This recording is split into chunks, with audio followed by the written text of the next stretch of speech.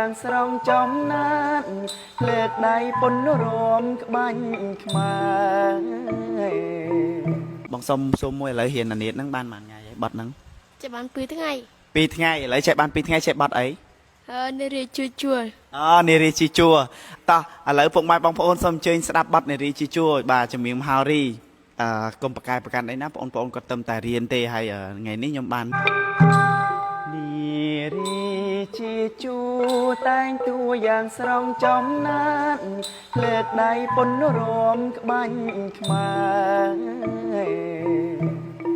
ព្រមទាំងសោកសៀតមីលី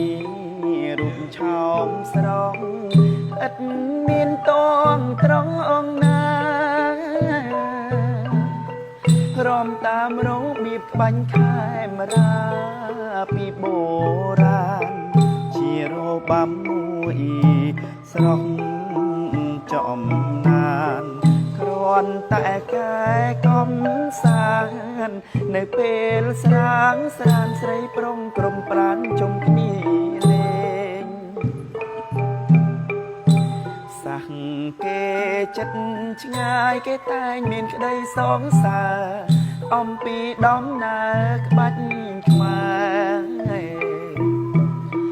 តាំងពីបានមករហូតអិនកែប្រែខ្មែរចេញរសាទុកដំណើរតាំងពីបុរាណអង្វែងមកព្រះមហាក្សត្រទ្រង់ថែរក្សារបាំនេះជាប់ជាទុំមានទុំលាប់មិនល្បី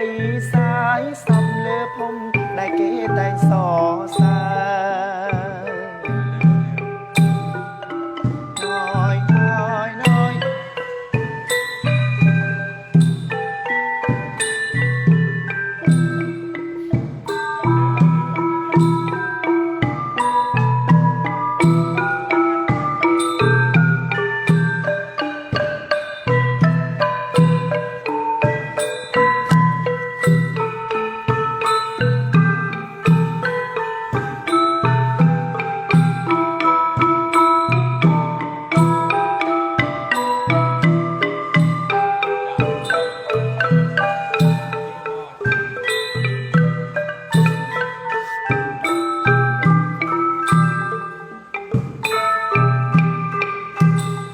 បាទសូមអរគុណ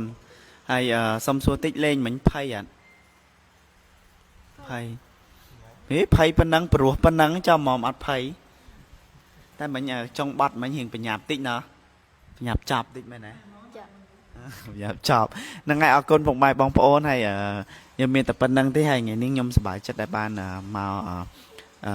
ចូលមកឃើញបងប្អូនពងហាត់រៀនជាមួយបងប្រុសហើយសំភោមិញហ្នឹងច្រៀងមិញ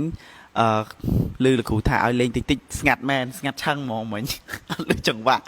បាទតែអត់អីទេបងប្អូនឥឡូវយើងមានតែប៉ុណ្្នឹងបាទសូមជូនពរពុកម៉ែបងប្អូនសុខសប្បាយបាទអរគុណ